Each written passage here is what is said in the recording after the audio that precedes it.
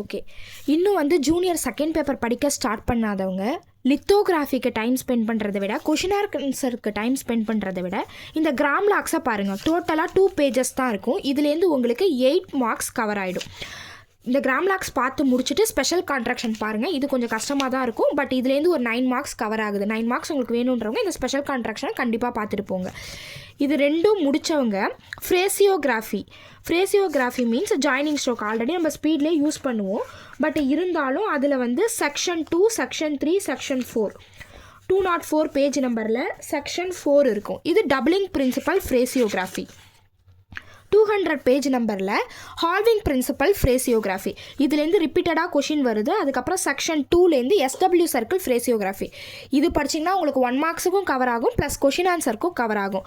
Section 7 வரைக்கும் உண்டு. 7 வரைக்கும் பார்க்க முடியாதவங்க செக்ஷன் 2, செக்ஷன் 3, செக்ஷன் 4 இது 3த்துலேருந்து பார்த்துருப்போங்க. ரிப்பீட்டடாக இதுலேருந்து கொஷின் வருது. Okay, thank you.